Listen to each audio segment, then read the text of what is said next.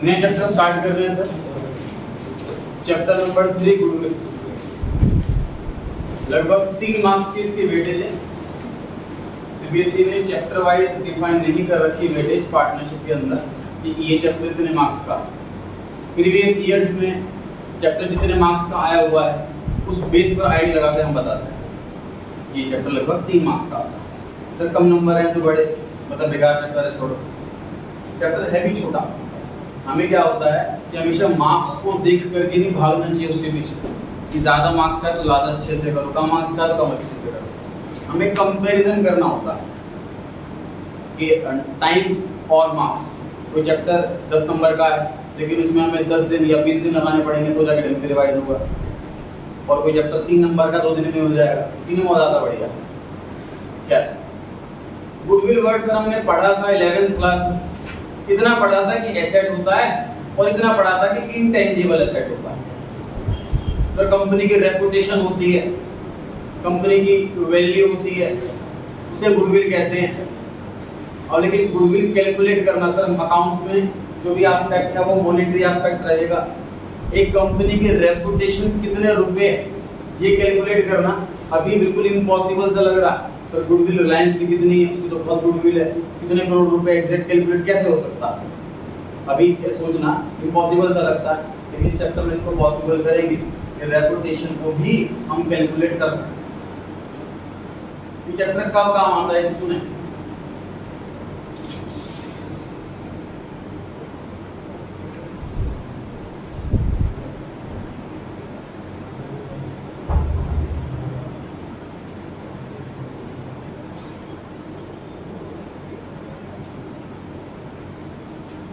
ये मैंने चैप्टर्स के नाम लिखे हैं जो ग्रेजुएशन में पढ़ते हैं। अमैलगमेशन, मर्जर, एक्विजिशन। बेसिकली जब दो बड़ी कंपनी मिलकर के एक कंपनी बन जाती है, जैसे वोडाफोन आइडिया, जब दो कंपनियां एक बन जाती हैं तो या तो ऐसा होता है कि एक बड़ी कंपनी छोटी कंपनी को खरीद लेती है, या तो ऐसे होता है, या फिर दोनों टक्कर की कंपनियां हैं, दोनों साथ में मिलकर काम करना चाहती है ताकि कंपटीशन कम हो जाए। जैसे वोडाफोन और आइडिया, ऐसा नहीं कि एक बड़ी कंपनी छोटी कंपनी को एक्वायर करा, लगभग दोनों ही बराबर से टक्कर की कंपनी आती है। तो वो दिखा कि जियो आ गया है, एयरटेल आ गया, हम कम्पीट नहीं कर पाएंगे, तो अगर हम मिलकर के काम करेंगे तो हमारे पास जैसे सपोज सिटी के अंदर 1000 स्टोर खोल रखे हैं, वो आइडिया के 1000 खोल रखे हैं वोडाफोन के, तो अब 2000 की जगह 1000 ही खोलेंगे क्योंकि दोनों कंबाइंड हो जाएंगे, हमारी कॉस्ट कटिंग बहुत हो जाएगी, बहुत फायदा हो जाएगा। मर्जर करेंगे, दिस इज मर्जर। तो सर जब एक बड़ी कंपनी छोटी कंपनी को खरीदती है तो छोटी कंपनी जब खुद को बेचती है बेसिकली, तो वो अपनी सारी एसेट्स की वैल्यू तो लगाएगी, सारी लायबिलिटीज की वैल्यू तो लगाएगी और अपनी रेपुटेशन की वैल्यू लगाएगी। तब रेपुटेशन की वैल्यू कैलकुलेट की जाती है जब एक बड़ी कंपनी छोटी कंपनी को खरीदती है। सर कैलकुलेट कौन करता है गुडविल? दोनों कंपनियां करेंगी। जो कंपनी खुद को बेच रही है वो कैलकुलेट करेगी मेरी गुडविल कितना रुपए, सपोज 40 करोड़ रुपए। जो कंपनी खरीद रही है छोटी वाली कंपनी को, वो कैलकुलेट करेगी इस कंपनी की गुडविल कितनी है, वो कहेगी सपोज 30 करोड़ रुपए। फिर वो आपस में बैठेंगे टेबल पे, डिस्कस करेंगे हमारी कंपनी की वैल्यू 30 करोड़ है, वो कहते हैं 40 करोड़ है, वो कहते हैं नहीं 30 करोड़ ही देंगे, वो कहता है मतलब कहीं और ले लो, जो कंपनी को ले लो, हम नहीं दे रहे, हम नहीं बेच रहे आपको। इस तरीके से बार्गेनिंग चलेगी, जो जहां पर डिसाइड हो जाए वो फाइनल प्राइस हो जाएगा। ये चैप्टर हमारे कोर्स के अंदर नहीं, ये बार्गेनिंग हमारे कोर्स के अंदर नहीं। हमारे कोर्स के अंदर ये उस कंपनी के अंदर मैं अकाउंटेंट की जॉब कर रहा हूँ और ये हमें ड्यूटी दे रखी है कि इस कंपनी की गुडविल कैलकुलेट करके बताओ। तो बस हमारा वो कैलकुलेशन वाला पार्ट। जब ग्रेजुएशन में पढ़ते हैं सेम चैप्टर तो गुडविल भी कैलकुलेट करनी है, और अमलगमेशन के टाइम जब एसेट्स खरीदते हैं सामने वाली कंपनी को तब एंट्रीज क्या होती है, नई वाली balance sheet, merged balance sheet बनेगी, दो कंपनी के एसेट्स को मिला करके एक मस्ट बैलेंस शीट बनेगी। वो कैसे बनेगी? वो ग्रेजुएशन वाला पार्ट है, 12th क्लास वाला पार्ट सिर्फ गुडविल कैलकुलेट, सिर्फ मतलब क्लरिकल जॉब है, सिर्फ कैलकुलेशन वाला पार्ट। पूरे चैप्टर में एक भी एंट्री नहीं है, पूरे चैप्टर में एक भी लेजर नहीं है, समझ लो सिर्फ वर्किंग नोट है। तभी 3 नंबर की वेटेज है, क्योंकि लंबा क्वेश्चन होता ही नहीं। क्लियर हो गई ये बात? तो आप कैलकुलेट करना सीखते हैं सर गुडविल, कैसे कैलकुलेट करते हैं देखते हैं। ध्यान से स्टोरी सुनिए जी।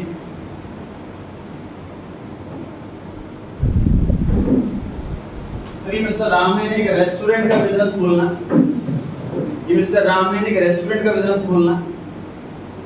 तो एक एरिया में उनको एक शॉप खाली मिल गई प्रॉपर्टी डीलर के थ्रू। उन्होंने पता करा ये वाली शॉप खाली है और उन्होंने प्लान करा कि मैं यहाँ पे रेस्टोरेंट खोलूँ।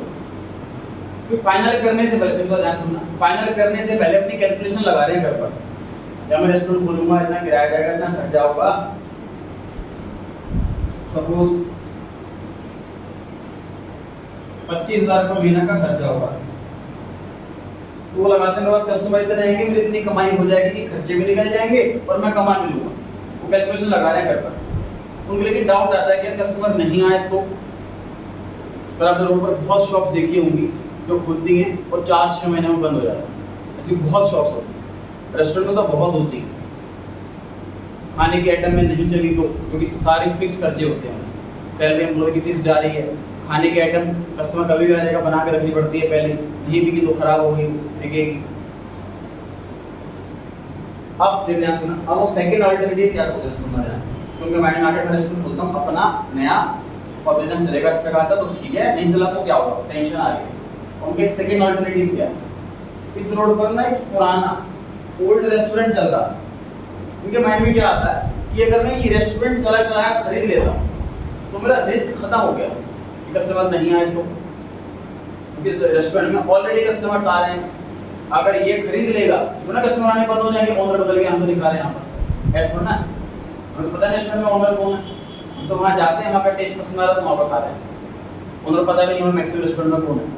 ठीक बात है। उसके माइंड में ये आता है कि इसके अगर मैं खरीद लूँ बिजनेस तो जो पैसे मैं यहाँ लगाऊंगा वो पैसे इसको दे दूंगा, रिस्क खत्म हो जाएगा। लेकिन ये क्यों बेचेगा? अब इसके पास जाता है, वे अपना रेस्टोरेंट मुझे बेच दे, कितने का सामान लगाओ उससे पैसे ले। अगर ये मना कर दे तो बात ही खत्म होगी। अगर ये बोलता है ठीक है जी मैं भी चेंज करने वाला था लाइन, तो मैं बेचने के रेडी, डिस्कस करते हैं टर्म्स वगैरह। तो 20 लाख रुपए की सर एसेट्स लगी हुई है इसके अंदर, बिल्डिंग है, फर्नीचर है, एसी है वगैरह वगैरह, चिमनी वगैरह है, मशीनरी वगैरह। तो 20 लाख रुपए तो नो डाउट इसको देने ही पड़ेंगे। ठीक है, कह रहा मैं 20 से 25 लूंगा, बता लेता है तुझे तो मैं नहीं दे रहा। 5 लाख रुपए एक्स्ट्रा तो ना रही बात। वो 5 लाख रुपए गुडविल के हैं, वो 5 लाख कैलकुलेट करना सीख रहा है। जो 20 की जगह 25 मांग रहा है, 5 लाख एक्स्ट्रा मांग रहा है, वो 5 लाख रुपए गुडविल के मांग रहा है, अपनी रेपुटेशन के मांग रहा है। वो कहता भाई मेरा नाम इस एरिया में चलाया है, पहले दिन से तुझे 50 ग्राहक मिल जाएंगे, तेरा खाना कभी खराब नहीं होगा, वेटर कभी खाली नहीं बैठेंगे, लॉस का कभी रिस्क नहीं रहेगा। 5 लाख रुपए एक्स्ट्रा चाहिए। वो 5 लाख कैसे आया ये कैलकुलेट करना सीखना। समझ आ रही है बात? कैलकुलेट कैसे करेंगे इसको?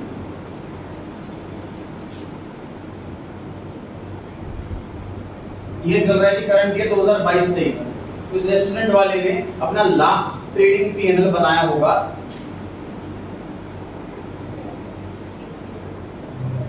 इस वाले ईयर का, करेक्ट है? लास्ट पीएनएल बनाया होगा इस वाले ईयर का। फिर कहता है इस साल का अपना प्रॉफिट कितना है वो बताओ। 10 लाख का प्रॉफिट। 2020-21 इससे पिछला साल प्रॉफिट कितना था? 2 लाख। 2019-20 उससे पिछला साल प्रॉफिट कितना था? 3 लाख। मतलब बायर ने सेलर से पूछा कि अपने तीनों ईयर के प्रॉफिट बताओ। 10 लाख, 2 लाख, 3 लाख, तीनों का एवरेज कर दीजिए। जो प्रॉफिट होता है वही तो इंडिकेटर होता है कि प्रॉफिट आने वाले ईयर में कितना होगा। समझ आ रही है ये बात? भाई किसी स्टूडेंट के मान लीजिए कोई बच्चे मेरे पास कर पूछने आता है सर ये सीए कर लेगा कि नहीं कर लेगा, इसे बताओ। तो मैं कैसे बेस पर आइडिया दूंगा कि इसके 11th में 12th में कितने मार्क्स आए थे, उस बीच हालांकि वो 12th में सोचता है अच्छा पढ़ा हो बाद में नालायक हो जाए, या होता है 12th में नालायक रहा हो बाद में अच्छा हो जाए, ये हो सकता है। लेकिन हम बेस्ट जजमेंट पास्ट पर ही कर सकते हैं, past is the best indicator. 10 lakh 2 lakh 3 lakh से एवरेज करने का सिंपल तरीका क्या होता है, सबको जोड़ दो और जितनी आइटम जोड़ी हो उसी से डिवाइड कर दो। सम ऑफ ऑब्जर्वेशंस पढ़ा है इकोनॉमिक्स में, divide by number of observation. ठीक बात है, रियल प्रॉफिट निकाल रहे हैं सर।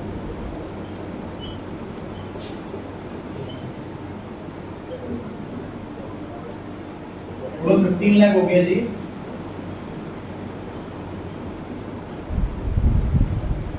इसका मतलब मैं कह सकता हूं कि ऑन एन एवरेज, ना सुनना, ऑन एन एवरेज ये रेस्टोरेंट वाला 5 लाख रुपए कमाता है।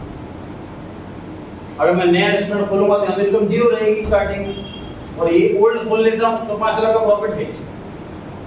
कितने साल रहेगा प्रॉफिट? जो कितने साल का मतलब पता है क्या? मान लीजिए कोई बिजनेस चल रहा है अच्छा खासा और मैं वो खरीद लेता हूँ, वो तो मेरे खरीदने के बाद डेफिनेटली मैनेजमेंट में बहुत सारे चेंजेस हुए, क्योंकि जो पहले वाला ओनर जिस तरीके से बिजनेस चला रहा था और जिस तरीके से मैं चला हूँ उसमें फर्क रहेगा। उसका वो एम्प्लॉय को ज़्यादा अच्छे से ट्रीट करता हूँ, मैं अच्छे से ट्रीट ना करूँ, कि उसका मैं बेटर तरीके से ट्रीट करूँ। ठीक बात है। और कस्टमर की कोई कंप्लेन आती है तो मैं किस तरीके से उसे टैकल कर रहा हूँ, पढ़ा वाले किस तरीके से टैकल करें। मतलब चेंजेस आने शुरू हो जाते हैं जब ओनर चेंज हो जाता है। और पर देखा होगा आपने कि सर हम किसी शॉप से रेगुलरली हम रेस्टोरेंट से खाना खाते थे, थोड़ा बहुत हम देखेंगे टेस्ट बदल गया, इसका बेकार हो गया टेस्ट, रेस्टोरेंट चेंज कर लेते हैं, वहाँ के जो शेफ हैं वो बदल जाते हैं, कि कोई इंसान परमानेंट नहीं रहता कहीं पर। तो हम क्या कैलकुलेट करना चाह रहे हैं यहाँ पर कि जो 5 लाख रुपए कमा रहा है ना, ये इसके गुडविल के दम पर कितने साल तक कमा पाएंगे? 4 years।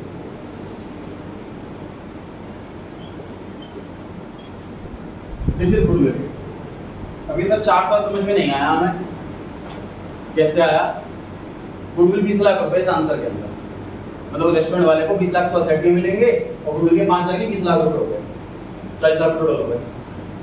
मल्टीप्लाई में 4 क्या करा? मान लीजिए मैं जो है कोई बिजनेस कर रहा हूँ और उसके अंदर 1 लाख रुपए साल का कमा रहा हूँ, कोई मुझसे बिजनेस खरीदेगा तो मैं उसे 1 लाख में क्यों बेच दूंगा? या तो मुझे वन टाइम मिलेंगे या तो एनुअल मिल रहा है। सोचो, ये रेस्टोरेंट वाला हर साल 5 लाख रुपए कमा रहा है तो 5 लाख में क्यों बेच देगा अपना बिजनेस? फिर सोचो, उसको 5 लाख हर साल मिल रहे हैं या वन टाइम मिलेंगे 5 लाख, लेकिन नहीं। जो सेलर है वो क्या दिमाग लगाएगा कि 5 लाख में हर साल कमा रहा हूँ, लगभग 4 साल तक तो मैं कमा नहीं लेता, मेरी गुडविल इतनी तो बनी हुई, मेरी गुडविल की वैल्यू 20 लाख रुपए है, 20 लाख रुपए लूंगा तो बेचूंगा अपना restaurant. This 4 years is what? Number of years purchase। हमारे अकॉर्डिंग कितने साल तक गुडविल चल सकती है, ये बिजनेस इतना ही प्रॉफिट करेगा पर्टिकुलर ईयर्स तक। 4 साल के अंदर आया कहाँ से और आया कहाँ से? ये बार्गेनिंग पावर पर है सर, बायर और सेलर। एक रेस्टोरेंट के गुडविल के दम पर कितने साल तक प्रॉफिट होगा? 2 साल, 3 साल, 6 साल, 15 साल, ये हम अकाउंटेंट कैलकुलेट नहीं कर सकते। कि बायर और सेलर की बार्गेनिंग पावर पे डिपेंड। ध्यान से सुनना, जो कैलकुलेट हमें नहीं करना होता वो एग्जाम में क्वेश्चन में कभी नहीं मांगा होगा, जो हमें कैलकुलेट करना होता है एग्जाम में से वही मांगा होगा। चैप्टर आपने डेप्रिसिएशन किया है 11th क्लास में, कभी उसमें ऐसा नहीं होगा कैलकुलेट कॉस्ट ऑफ मशीन, ये मशीन है कितने की, खरीदी कितने की, बताओ। वो कैलकुलेट हमें करना ही नहीं होता, बॉस हमें बिल ला करके देता है कितने की मशीन आई है भाई, इसलिए हमें क्वेश्चन में हमेशा गिवन होता है। डेप्रिसिएशन कैलकुलेट करना हमारा काम है, वो क्वेश्चन मांगा होता है। मशीन का सेलिंग प्राइस कितना है, क्वेश्चन में हमेशा दिया होता है, फिर पैसे आए अकाउंट के अंदर।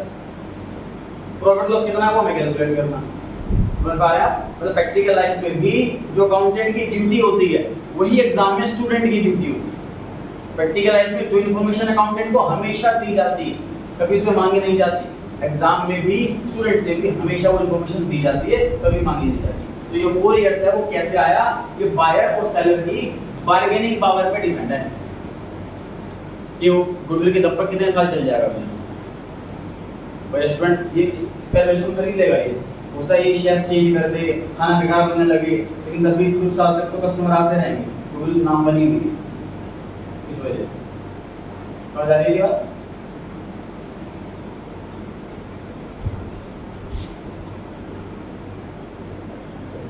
Goodwill equals to average profit multiply by number of years purchase. Number of years का मतलब अगेन वही कितने साल तक गुडविल चलेगी। गुडविल कितने साल तक चलेगी बायर सेलर डिसाइड करेंगे, हमेशा क्वेश्चन में अवेलेबल रहेगा, कभी भी खुद कैलकुलेट नहीं करना। एवरेज प्रॉफिट कैसे कैलकुलेट करना है सर, वो अच्छे से आता है। जितने भी ईयर का प्रॉफिट हो सबको जोड़ दो, डिवाइड बाय जितनी आइटम जोड़ी हो, चाहे 3 साल हो चाहे 5 साल हो चाहे 6 साल। सर एवरेज कितने सालों का लिया जाता है, अगेन सर ये अकाउंटेंट का काम नहीं है, बायर सेलर डिसाइड करेंगे। बेसिकली होता क्या है इसके तो बताता हूं प्रैक्टिकल लाइफ में।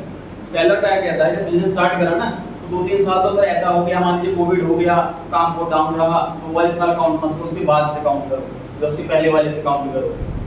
ये कि एक साल रेस्टोरेंट के अंदर काफी लैंडलॉर्ड की से झगड़ा हो गया था, बंद रहा, तो वाला ये काउंट मत करो, वाले काउंट करो। इस तरीके से वो अपने एडजस्टमेंट करते हैं बायर सेलर मिलकर। तो कौन कौन से ईयर लेने हैं, कितने ईयर लेने हैं, वो खुद डिसाइड करते हैं। तो हमारे पास कभी ऐसा क्वेश्चन नहीं आएगा कि खुद ही डिसाइड करो एवरेज कितने सालों का लेना है, 3 का लेना है, 5 का लेना है, तो हमें बताया जाए। है भाई मेरी बात इजी है बिल्कुल। क्वेश्चन करते हैं जी।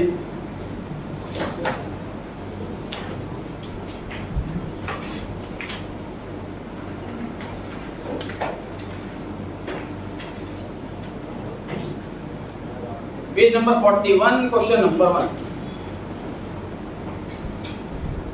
Page number 41 question number 1।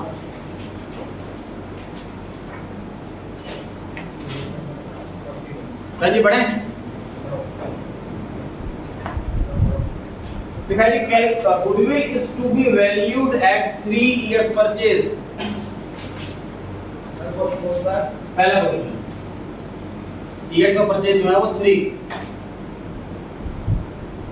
और 4 इयर्स एवरेज प्रॉफिट, मतलब जो एवरेज प्रॉफिट लेना है मेरे को वो 4 सालों का लेना है। क्वेश्चन में पहले बता रखा है, ये सर हमेशा क्वेश्चन के अंदर बताया जाएगा, घर से याद करके नहीं जाना। प्रॉफिट दे रखा है जी लास्ट 4 इयर्स का,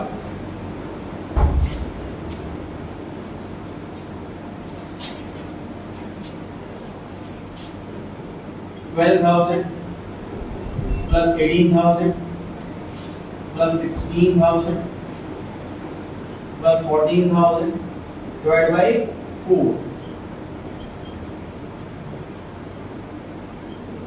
तो एवरेज प्रॉफिट आ गया है 15,000, नंबर ऑफ इयर्स परचेज है 3, तो आंसर है 45,000। रूटीन चालू रखिए जी, कंप्लीट है आपके सामने सॉल्यूशन। सर पहला चैप्टर एक लोता चैप्टर है जिसके अंदर प्रेजेंटेशन नहीं मैटर करती, क्योंकि फॉर्मेट ही नहीं है, कोई अकाउंट ही नहीं है, सिर्फ कैलकुलेशन है।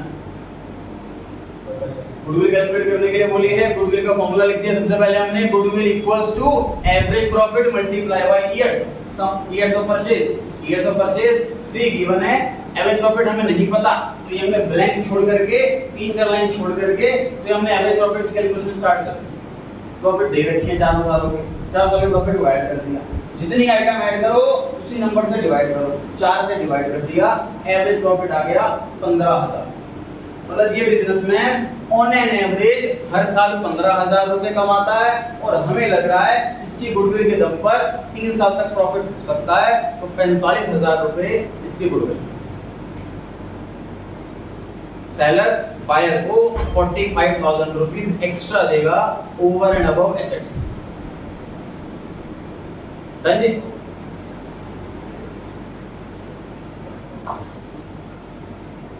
क्वेश्चन नंबर 2 पर आ गए जी हम। कुछ कह रहे हैं? क्वेश्चन नंबर 2 पढ़े जी। Goodwill is to be valued at 3 years purchase. Sir इसमें भी 3 इयर्स ऑफ परचेज है, मल्टीप्लाई बाय 3 आएगा, और 4 इयर्स एवरेज प्रॉफिट, इसमें भी 4 ईयर का एवरेज करना है। प्रॉफिट दिया हुआ पिछले 4 सालों का 12,000, 18,000, तो 16,000 में लॉस लिखा हुआ है, माइनस कर देंगे, तो प्लस की जगह माइनस कर देंगे। Sir losses are nothing but negative profits. Loss होने से कोई रूल चेंज नहीं हो जाता, कोई कैलकुलेशन चेंज नहीं हो जाती, बस जहां प्लस होना था वहां माइनस हो जाएगा। मुझे बताओ डिवाइड 3 से करें कि 4 से करें? 4 से करेंगे। ऐसा नहीं सर प्रॉफिट तो 3 ही है तो 3 से डिवाइड करो, ऐसा नहीं है। लॉस भी नेगेटिव प्रॉफिट है बट है वो प्रॉफिट। 4 आइटम ऐड कर रहे हैं तो 4 से भी डिवाइड कर रहे हैं। बताइए कितना आया न्यूमरेटर? 15,000।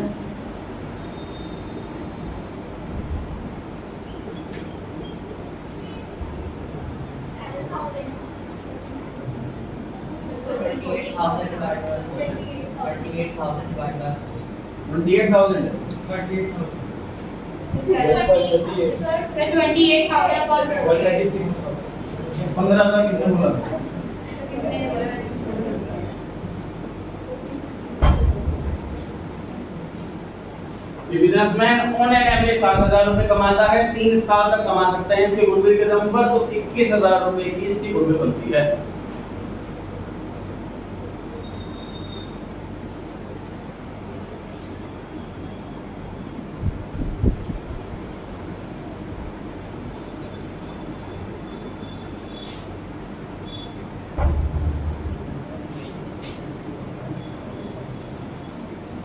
जी बढ़ सकते हैं आगे?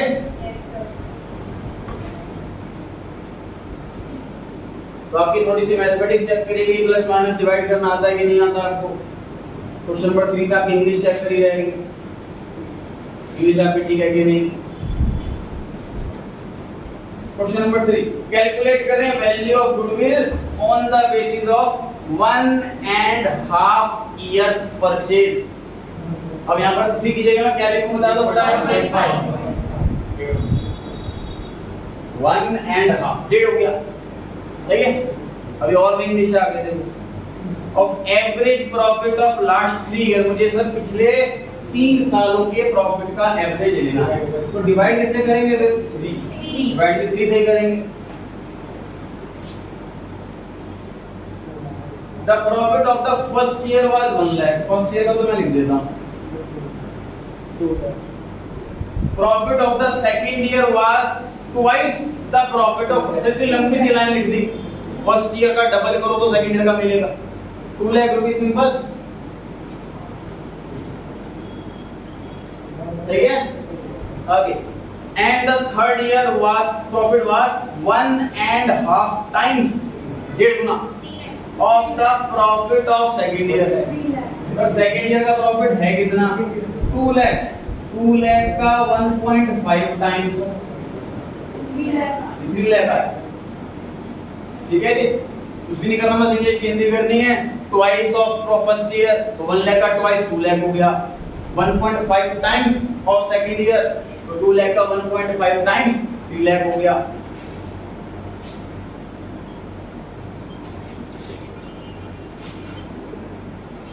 एवरेज प्रॉफिट आ गया है 2 लाख और गुडविल आ गई है 3 लाख।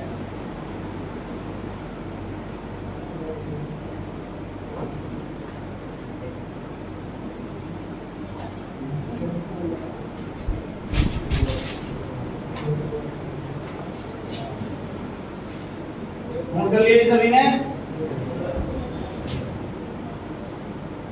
थोड़ी सी मैथमेटिक्स है, बस कोई कॉन्सेप्ट तो है नहीं ज्यादा।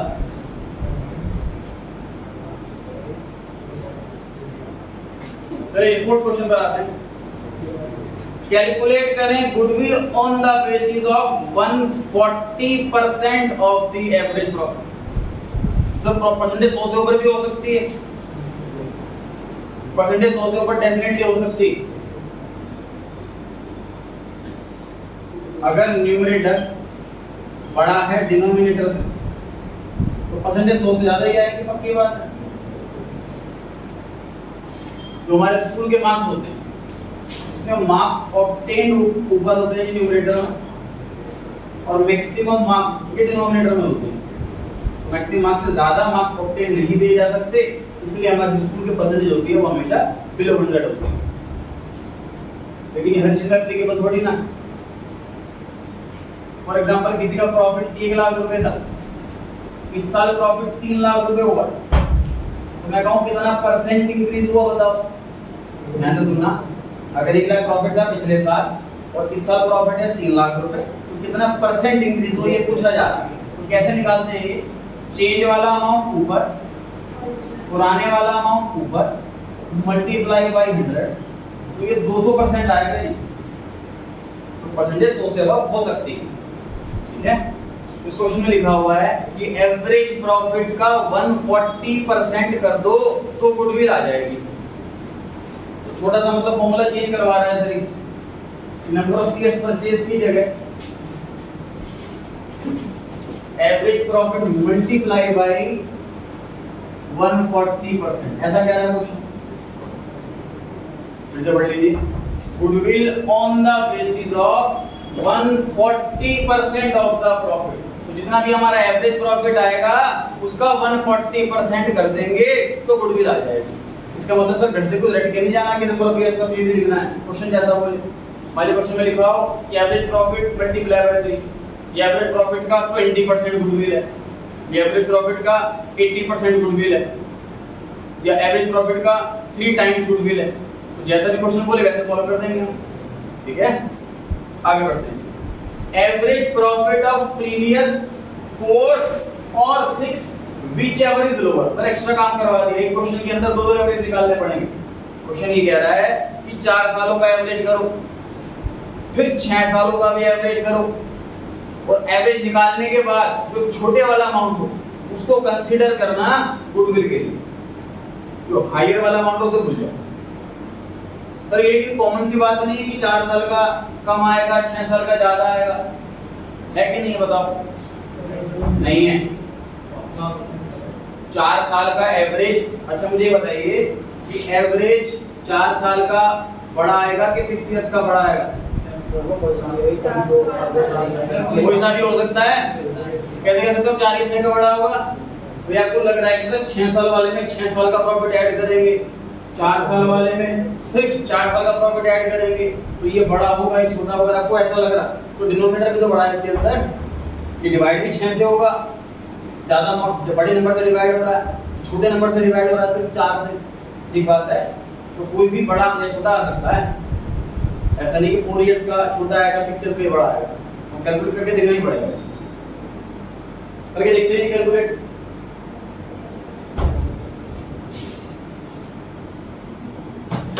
एवरेज प्रॉफिट ब्रैकेट में 6 इयर्स शुरू हो जाते हैं।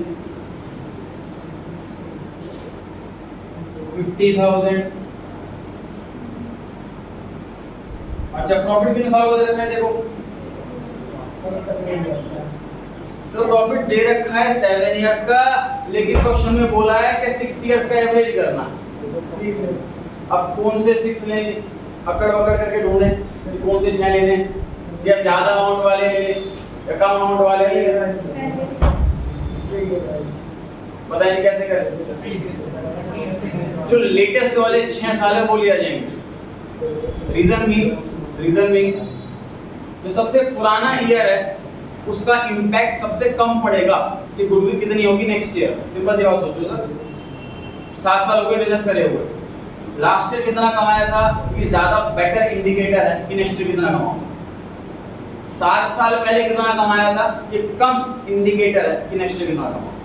ठीक है, तो जब भी ज्यादा ईयर्स अवेलेबल हो और कम ईयर्स चुनने हो तो हमेशा लेटेस्ट वाले ईयर चुनें, तो रिसेंट डेट के।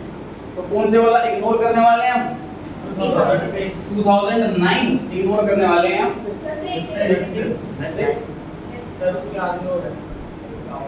अच्छा इसमें ईयरली सीक्वेंस में नहीं है, बिल्कुल 2009 11 7 12 6 8 और 10 इसमें ईयरली सीक्वेंस में नहीं है, तो हमें ये ढूंढना पड़ेंगे सबसे पुराने वाला ईयर से छोड़ना। 2006 में पुराना, सही कह रहे हैं।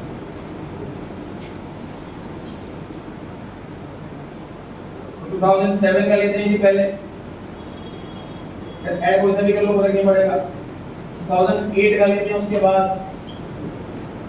2009 2010 2011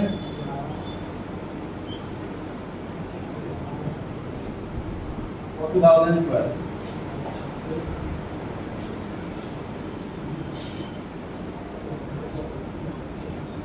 divided by 6।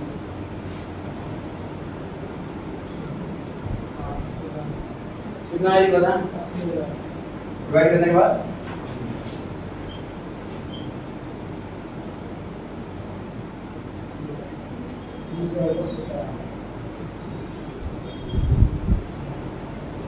सर एवरेज आ रहा है 6 सालों का 80,000 रुपीस, लेकिन इसको कंसीडर नहीं कर सकते, हमें 4 साल का भी एवरेज निकालना है, फिर उन्हें कंपेयर करना है, जो लोअर वाला होगा वही कंसीडर किया जाएगा।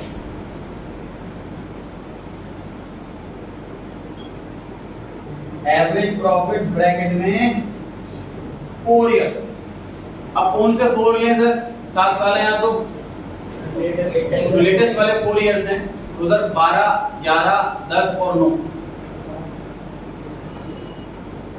ये वाले 4 साल।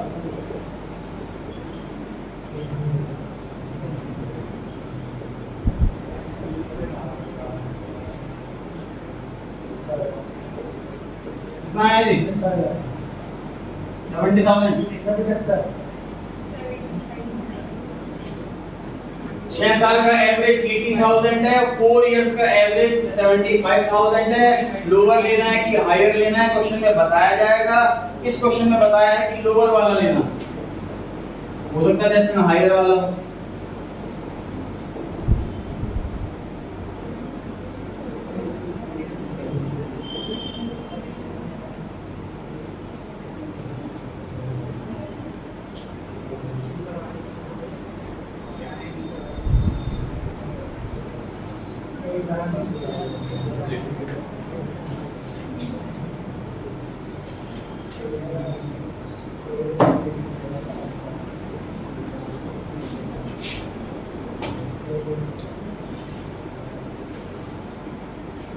फोटो ले आइए सभी ने।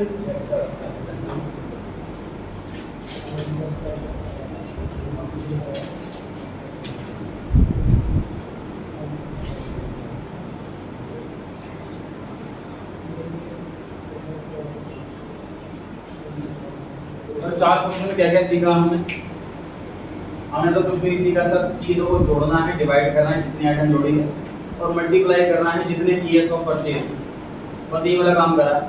पहले क्वेश्चन के अंदर सिंपल प्रॉफिट दे रखे थे, सेकंड क्वेश्चन के अंदर ये एक नई चीज आ गई कि उसके अंदर लॉस भी था, तो प्लस की जगह माइनस कर दिया, बाकी सारा काम सेम। थर्ड क्वेश्चन में हमने देखा कि लैंग्वेज में मतलब प्रॉफिट जो है वो सीधा सीधा अमाउंट में दे रखा कि 2 टाइम्स कर दो, 1.5 टाइम्स कर दो, इस तरीके से लैंग्वेज लिखी हुई, तो वो लैंग्वेज से भी अमाउंट इजीली कैलकुलेट कर सकते हैं। क्वेश्चन 3 में ये सीखा। क्वेश्चन 4 में क्या सीखा सर, कि सीधा सीधा ये नहीं बोल रखा कि 4 साल का करना है, 5 साल का करना है, 2 बार एवरेज करना था, और जो लोअर वाला है वो लेना। और प्रॉफिट भी ज्यादा ईयर्स के दे रखे थे, तो हमने ये चुनना भी सीखा कि जो सबसे पुराना साल है उसको छोड़ो, सबसे नया साल है उसको पकड़ो। क्लियर है जी बात? अब इसको अगले स्टेप पर लेकर के चलते हैं सर। 11th क्लास में सर प्रॉफिट वर्ड के हमने 2 मीनिंग तो हमें याद है, ग्रॉस प्रॉफिट और नेट प्रॉफिट। इनके बीच का भी एक प्रॉफिट था, याद है किसी को? जो ग्रॉस प्रॉफिट के बाद आता है लेकिन नेट प्रॉफिट से पहले आता है। हाँ जी, ऑपरेटिंग प्रॉफिट, बिल्कुल सही है।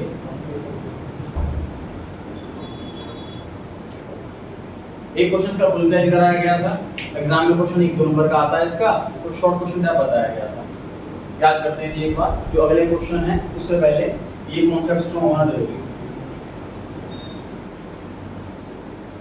सर ग्रॉस प्रॉफिट हमें ये बताता है कि आइटम पे मार्जिन कितना है हमारा, दिस इज मार्जिन। अगर ये मार्केट में 8 रुपीस का खरीद करके 10 रुपीस का बेचता हूँ, 2 रुपये कमाता हूँ, तो 20% का मेरा मार्जिन है, दिस इज ग्रॉस प्रॉफिट। ये बताता है। नेट प्रॉफिट सर ये बताता है कि सारी अदर इनकम जोड़ ली, सारे अदर एक्सपेंस माइनस कर ली, अल्टीमेटली मेरे पास क्या बचा, ये बताता है। तो फिर ये क्या बताता है? ये बताता है कि जितने भी और खर्चे हुए वो सब घटा लो, लेकिन वो वाले खर्चे जो जनरली हर साल होते हैं सिर्फ उन्हीं को घटाओ, तो जो प्रॉफिट आए इस ऑपरेटिंग प्रॉफिट। समझना इतना आसान नहीं है वाला, 5-6 बार में क्लिक करता है। मैं अलग अलग तरीकों से बताने की कोशिश करता रहूंगा, कोई सा तरीका आपके माइंड में क्लिक कर जाए। ऑपरेटिंग प्रॉफिट क्या है सर? नाम से पता लग रहा है जो बिजनेस को ऑपरेट करने से प्रॉफिट हुआ है, जो बिजनेस को ऑपरेट करने से, जरूरी नहीं है ऑपरेट करने से ही हो, ऐसी ट्रांजैक्शन को हटा दो, रिमूव कर दो, इग्नोर कर दो, तब प्रॉफिट कैलकुलेट करो, तो ऑपरेटिंग प्रॉफिट होता है। जैसे कि सर पूरे साल में हमारे घर जो गोदाम है उसमें चोरी हो गई थी, 20,000 रुपये का नुकसान हो गया था। अब वो आइटम ऑपरेटिंग नहीं है, उसको इग्नोर कर दो। लॉस बाय फायर हो गया था, ये आइटम हर साल नहीं होती, हर साल आने लगती, इग्नोर कर दो। डोनेशन दिए सर हमने इस साल, हर साल नहीं देते, इग्नोर कर दो।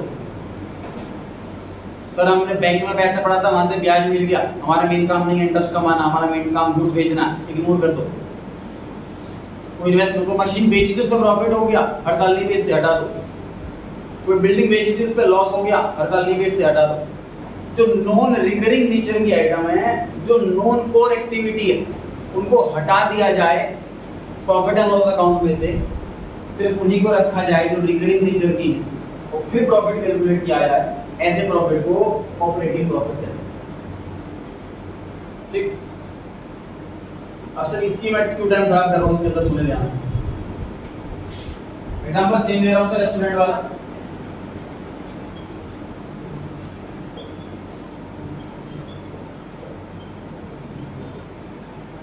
तो सर मैं रेस्टोरेंट बिजनेस खरीदने के लिए आया हुआ हूँ, लास्ट 4 इयर्स का एवरेज करना ये डिसाइड हुआ है।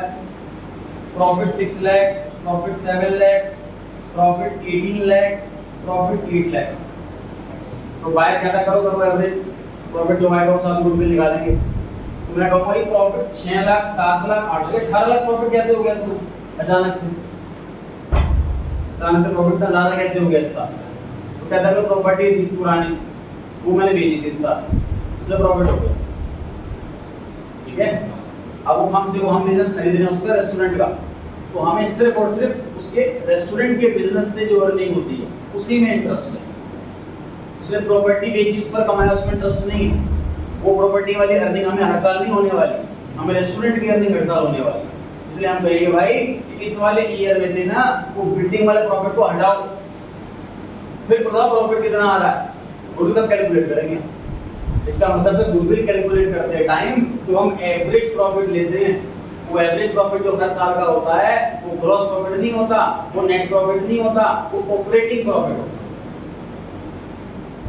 वही प्रॉफिट लिया जाएगा जो बिजनेस ऑपरेशन से हुआ है। अब मान लीजिए जो सेलर है वो कहता है इस साल मेरा प्रॉफिट कम हुआ था क्योंकि गोदाम में आगे 3 लाख का नुकसान हो गया था, वो आगे नहीं तक मुझे प्रॉफिट 9 लाख का होता, फिर हम कहते हैं 9 लाख रुपये ले लो, उसमें कोई दिक्कत नहीं। मतलब जो भी नॉन ऑपरेटिंग आइटमों से हटाओ, अगर वो प्लस हो चुकी है तो उसको माइनस कर दो, अगर माइनस हो चुकी है तो उसे प्लस कर दो, उसका इफेक्ट नलिफाई करना, खत्म करना। समझ आ रही है बात? नेट प्रॉफिट गिवन होगा क्वेश्चन के अंदर और उससे हमें ऑपरेटिंग प्रॉफिट तक पहुंचना है। तो जो नेगेटिव आइटम ऐड हो चुकी हैं, मतलब कोई लॉस लेस हो चुका है ऐड कर दो, प्रॉफिट ऐड हो चुका है तो लेस कर दो, ध्यान रहेगा। तो ऐसा क्वेश्चन करने वाले हैं सर हम, उसमें एक ही क्वेश्चन के अंदर 3 भी आपके एग्जाम में आई हुई है बोर्ड में, नॉन ऑपरेटिंग आइटम सारे के सारे।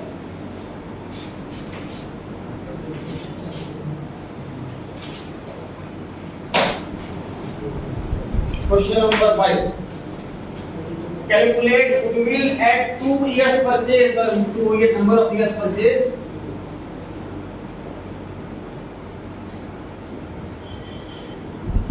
ये 2 है of the average normal profit of past 7 years, 7 साल का एवरेज करना है सर।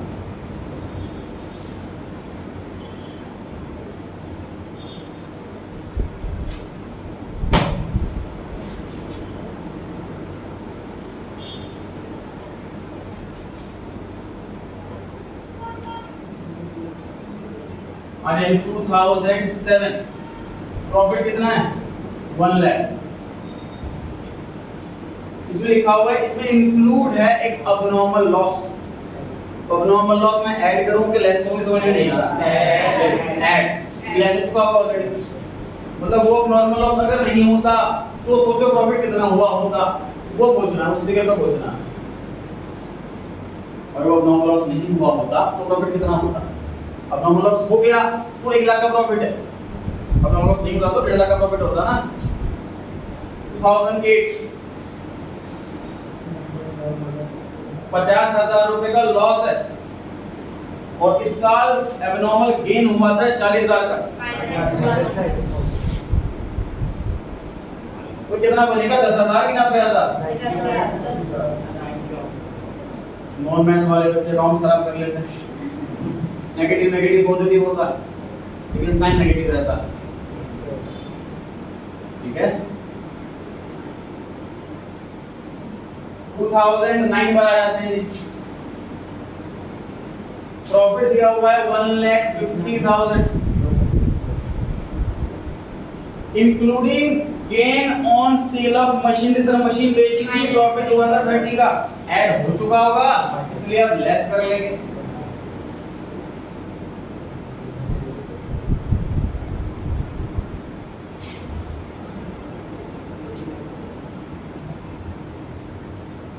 चैप्टर नंबर 2 का कोई भी लिंक नहीं, चैप्टर नंबर 3 से बिल्कुल फ्रेश स्टार्ट है जी।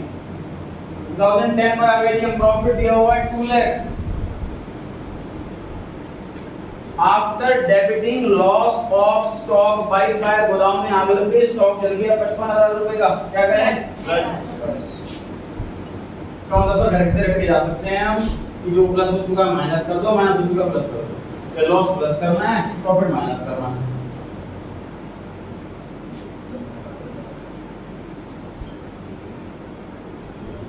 प्रॉफिट है 50,000 रुपए, इंक्लूड्स कॉम्पेंसेशन रिसीव्ड। माइनस करेंगे सर, हमारा मेन काम नहीं है कॉम्पेंसेशन रिसीव करना। इंटरेस्ट ऑन इन्वेस्टमेंट रिसीव, हमारा मेन काम नहीं है इन्वेस्टमेंट करना। स्टार्टिंग में प्लस था, माइनस वाली फिगर बड़ी हो गई, माइनस का 60,000 आ गया।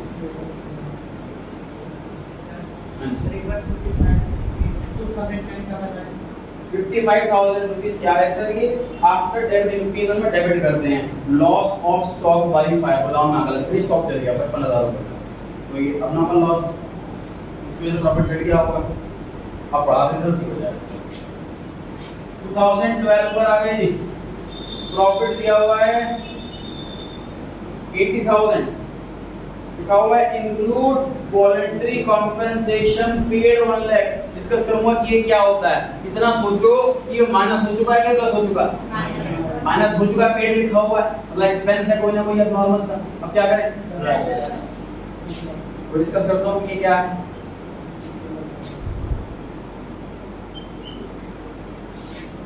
टू 2013 प्रॉफिट है 90,000।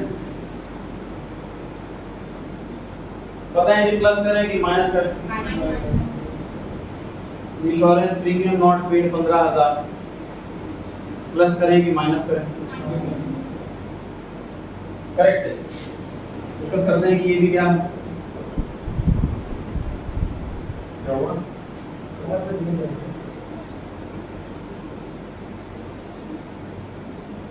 क्या कह रही 75,000 रुपीस प्रॉफिट आपके सामने है 7 इयर्स का। 7 इयर्स के प्रॉफिट को जोड़िए 6 लाख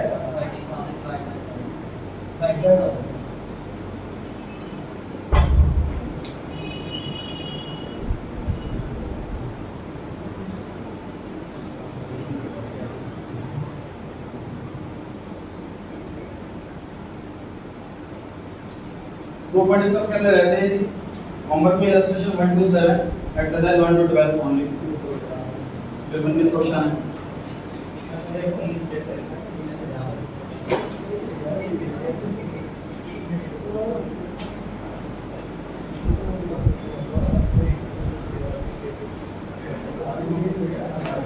दो पॉइंट डिस्कस कर रहे हैं, समझे ध्यान से।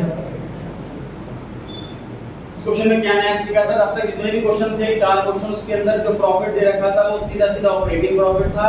इस क्वेश्चन में नेट प्रॉफिट से पहले हमने ऑपरेटिंग प्रॉफिट कैलकुलेट करा, ये वाला काम एक्स्ट्रा हुआ। उसके बाद जो नॉर्मल काम होता है वो तो करना ही है, एवरेज निकालना ही है, नंबर ऑफ फेस परचेज से मल्टीप्लाई करना ही, तभी गुड आएगा। ऑपरेटिंग प्रॉफिट कैसे कैलकुलेट करना है सर? हमें जो चीज माइनस हो चुकी है प्लस कर दो, या प्लस हो चुकी है तो माइनस कर दो। अब नॉर्मल आइटम दे रखी होती है उसे उसके इफेक्ट खत्म करना। तो लास्ट वाली आइटम थी इंश्योरेंस प्रीमियम ओवरसाइट। क्या मतलब है ध्यान से देखिए। इंश्योरेंस प्रीमियम हर साल भरा जाता है, तो ये ऑपरेटिंग एक्सपेंस है कि नॉन ऑपरेटिंग एक्सपेंस है? ऑपरेटिंग एक्सपेंस है सर। ऑपरेटिंग एक्सपेंस उसे कहते हैं जो हर साल भरा जाए, बिजनेस को ऑपरेट करने के लिए जरूरी है। एसेट्स का रिस्क होता है, कोई आग ना लग जाए। पुराने मूवीज में देखते थे सर कि कोई अमीर है, वो कार में घूमता, बंगले में रहता है, फैक्ट्री में आग लग गई और वो रोड पर आ गया, बंगला बिक गया, सब कुछ हो गया, ऐसा हो जाता है। उसने इंश्योरेंस नहीं करवा रखा, बेसिकली ये नेगेटिव चीज़। अगर वो अपने एसेट्स का, फैक्ट्री का, बिल्डिंग का, सबका इंश्योरेंस करवा के रखता तो ये दिक्कत नहीं होती। इसलिए आज की डेट में इंश्योरेंस हर पर्सन करवा के रखता है हर अपनी एसेट्स का। तो इंश्योरेंस प्रीमियम भरना एक नॉर्मल एक्सपेंस है। लास्ट वाली लाइन में ये लिखा हुआ था कि हमने अनदेखा कर दिया, ध्यान नहीं रहा, इंश्योरेंस प्रीमियम पे करना भूल गए। ये तो ऑपरेटिंग एक्सपेंस है ना, तो पे करना चाहिए। एक्सपेंस माइनस करें तो सही प्रॉफिट आएगा, इसलिए माइनस करा। और हमेशा घर से रट के जा सकते सर कि कोई आइटम एक्सपेंस है तो प्लस ही करना है, प्रॉफिट है तो माइनस ही करना, उल्टा ही करना। समझ में आ रही है ये बात? इंश्योरेंस प्रीमियम पे करना भूल गए, लेकिन नॉर्मल एक्सपेंस इसलिए माइनस करा। वॉलंटरी रिटायरमेंट कॉम्पेंसेशन, ये अब नॉर्मल एक्सपेंस है, माइनस में थोड़ा इसमें प्लस करा। सुनिए जी क्या कॉन्सेप्ट है। सर जब कोविड का टाइम आया था तो जॉब छूट रही थी, लॉकडाउन लग गया था, लोगों के पास काम धंधे नहीं है, इनकम नहीं है, तो ऐसे में जो सबसे ज़्यादा इम्पैक्ट पड़ता है वो ऐसी कंपनियों पे पड़ता है जो लग्जरी आइटम बनाती है, जैसे कि कार में। तो भी जॉब नहीं लगी तो कार कैसे खरीदेंगे? कार मैन्युफैक्चरिंग कंपनी के अंदर हजारों लाखों एम्प्लॉइज जॉब कर रहे होते हैं। अगर मैं कंपनी जो है उसकी डिमांड नहीं है शोरूम में कार की, तो वो कार बना कर करेंगे क्या? वो कार बनाएंगे, लेकिन एम्प्लॉय बैठे हुए हैं फैक्ट्री के अंदर, उनको सैलरी देनी पड़ेगी। सुबह अगर एम्प्लॉय आ जाता है फैक्ट्री के अंदर तो तुम काम करवाओ या ना करवाओ, उसको सैलरी मिलेगी उसको। और लेकिन सबको फ्री में सैलरी बांट करेंगे कितना महीनों तक, तो कंपनी लॉस में जाएगी, बंद रहेगी कंपनी। तो ऐसे में कंपनी जॉब से निकालती है लोगों को।